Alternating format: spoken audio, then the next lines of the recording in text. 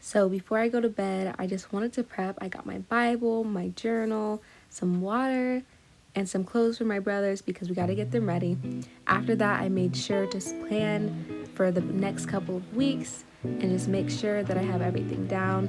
I recently found this new task system where you split your tasks into 3 sections, A being the most important, B being in the middle, and C being the least important. And I try to put about 2 tasks in each. Good morning.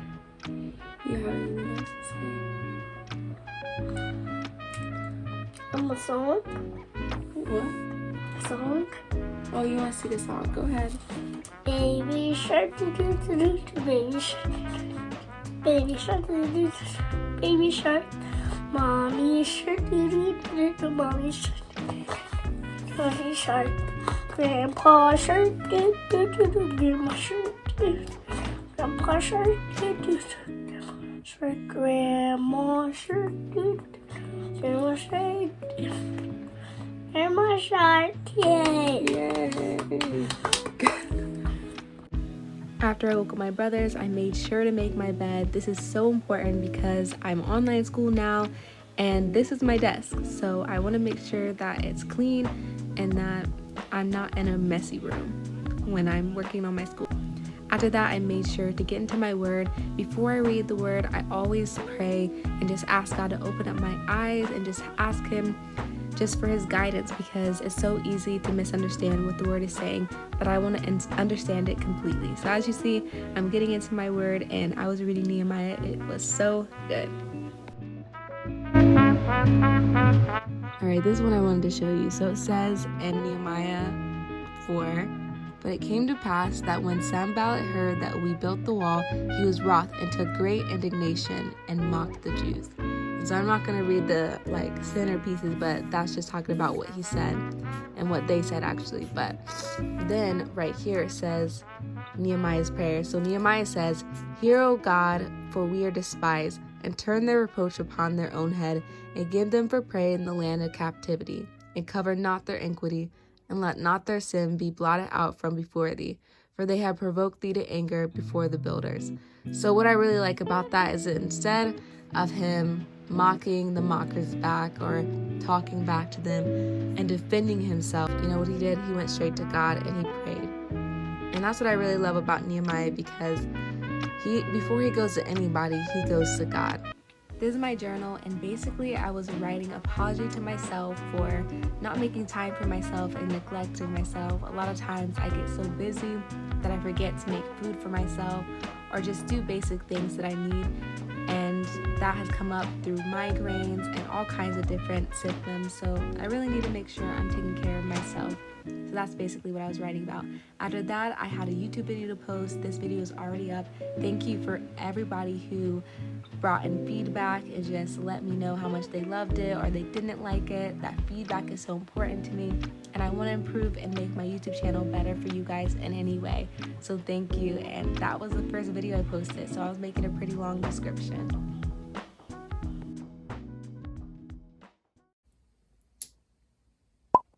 Welcome to day 2. I was not playing this morning. I got straight to business.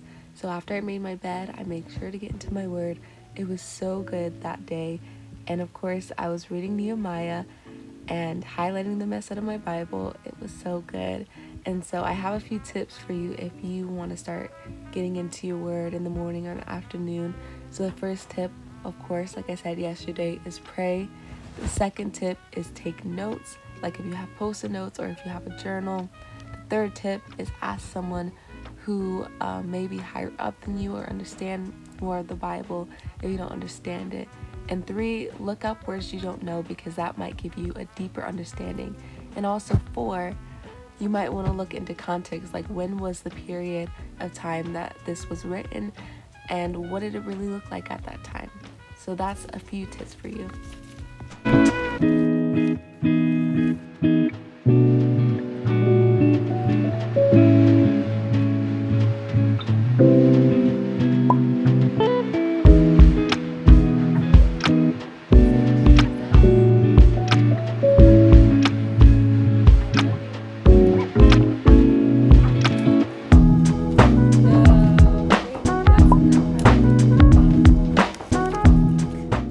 very important part of my morning because I remember this will be the time where I would critique myself the most.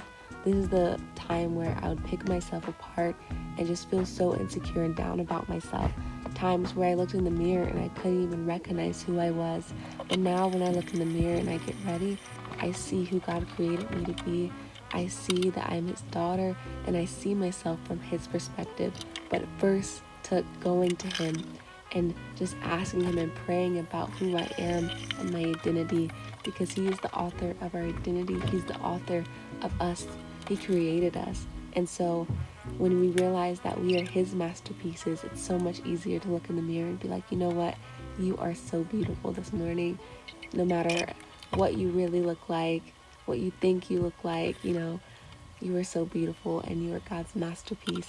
So when you look in the mirror, just be reminded of what God says about you.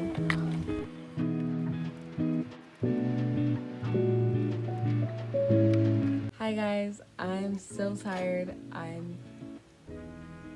need to sleep, but it was worth it. Like, this whole morning routine was good. I woke up on time, of course, like not on time, but pretty much on time.